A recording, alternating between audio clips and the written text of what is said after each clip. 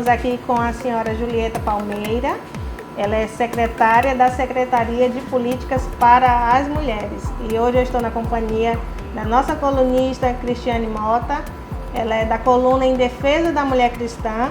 Estamos aqui para poder estar abordando uma temática muito importante que, devido ao isolamento social, tem crescido muito, a violência doméstica. A gente, enquanto secretária de Estado de Política para as Mulheres, está fazendo relações com as mulheres de todas as áreas, né, de todas as religiões. Então isso é sempre muito importante. Eu queria falar a respeito, né, devido à pandemia, a violência doméstica tem crescido bastante, né? Eu queria que a senhora falasse um pouco a respeito. Em primeiro lugar, eu queria me solidarizar com as mães que perderam seus filhos e filhas, né, para a Covid-19. É sempre uma coisa muito grave, né, a gente perder filhos e filhas. Então, são muitas mães. Nós já chegamos a 80 mil mortes. Então, não é uma coisa, né, simples. A gente nunca pensou que ia acontecer isso, né? Isso. Então, a violência contra as mulheres durante essa pandemia é uma evidência o aumento da violência contra as mulheres no mundo inteiro, e o Brasil e a Bahia não são exceção, né? Não são exceção.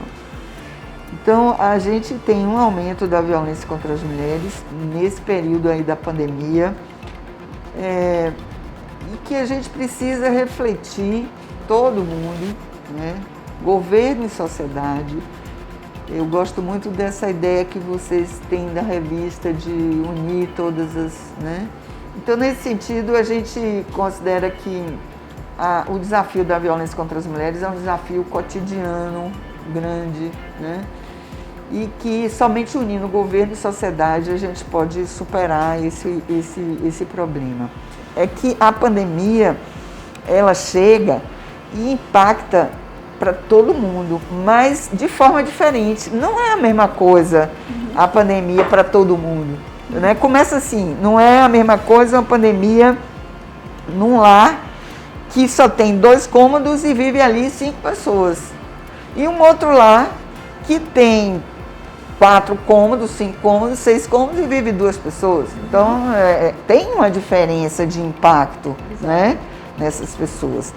Então, para as mulheres, essa pandemia, ela aprofundou, né, uma realidade que as mulheres já viviam, que é a realidade da violência, como você me perguntou. Então, não dá para ficar justificando que é por causa de tensão, que está todo mundo dentro de casa, né? Aí não é isso não, porque família briga, mas ninguém é para agredir mulher, não. Então eu não entendo assim. Não entendo também que as pessoas dizem que ficaram mais em casa e começam a beber e aí bate na mulher. Não dá para justificar bebida com agressão, violência doméstica e familiar. Então, por quê? Porque a mulher passa mais tempo com o agressor em casa, o homem agressor em casa. Ele tem mais condições de ficar monitorando, né, para que a mulher não saia e vá dar uma queixa, ou para que a mulher peça ajuda. Então, as barreiras sanitárias, o isolamento social, que é absolutamente necessário, eu como médica posso dizer isso, né, nós não temos outra saída, porque não tem vacina, não tem tratamento. Então, quando a gente fala tratamento, a gente está falando de um medicamento específico para aquilo, né? Você pode hoje ter um esquema para minorar os sintomas, mas não é para tratar a doença, é diferente, né? Então, o isolamento social hoje é o caminho mais concreto que a gente tem para enfrentar essa pandemia que a gente nunca tinha noção que ia né? Me lembro bem da história, que a peste negra, não sei o que, morria muita gente.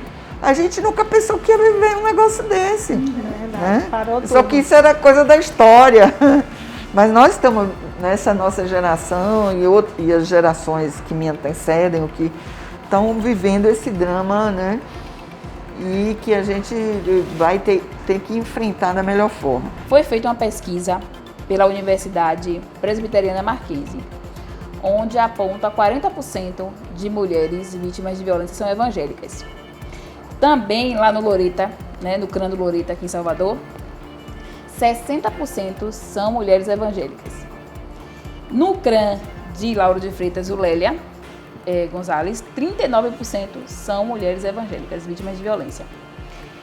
Ou seja, um número bem expressivo de mulheres evangélicas que sofrem violência doméstica. Qual o projeto que a SPM estadual tem em defesa da mulher cristã? Você sabe muito bem que o Estado é laico, né? Não pode...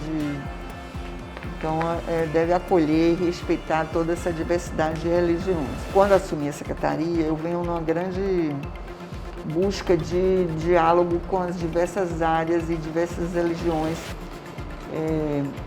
inclusive na própria área das evangélicas. Porque com o crescimento do contingente de evangélicas, né, dos evangélicos e evangélicas, das igrejas evangélicas, você tem uma grande parte da população que é evangélica e as mulheres também, em sua maioria, evangélica. Então, nós, como Estado, não podemos fazer nenhum direcionamento para a mulher evangélica, mas elas são contempladas na medida em que a gente passe a abordar o problema da violência. Eu nem sabia que, com mais força, né? Então eu nem sabia que no Loreta Valadares chegava a 60%.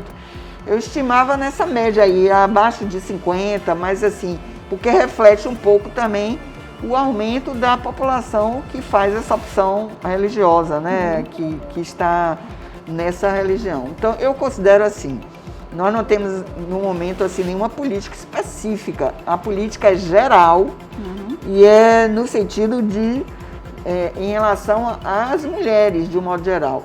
Na medida em que dessas mulheres que estão sofrendo violência desse contingente são evangélicas, então na medida em que a gente vá fortalecendo a rede de enfrentamento, você tem um impacto sem dúvida nenhuma entre as mulheres evangélicas. Mas, embora a gente não tenha isso, nós sempre estamos dando prioridade a fazer essa interlocução com as igrejas evangélicas, né, com o setor evangélico, como fundamental, porque se representa uma maioria, né, de determinada área que está sendo prejudicada.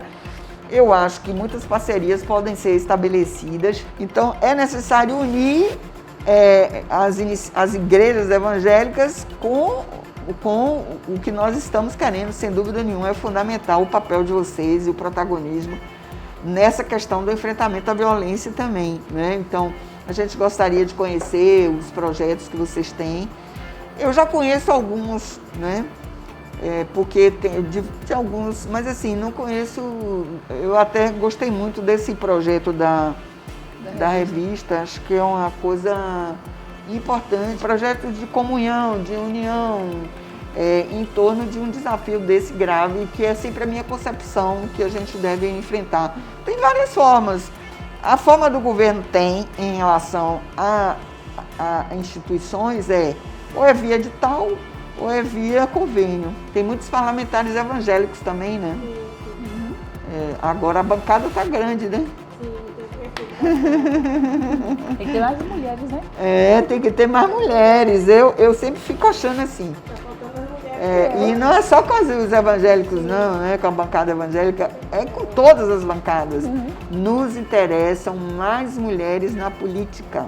Se nós somos maioria e não estamos representadas numa democracia representativa, como é o Congresso Nacional, porque se a maioria da população não está lá representada, porque é na política que se define a vida das pessoas, é na política que se faz a lei, né, do transporte, da educação. Agora mesmo a gente teve a aprovação do Fundeb aí, né? Não que não existam homens que sejam comprometidos com a causa da mulher, mas a política tem que ser também um espaço da mulher, que se define a vida lá. Cada um com a sua dor, né? Então, eu sou uma mulher em foco.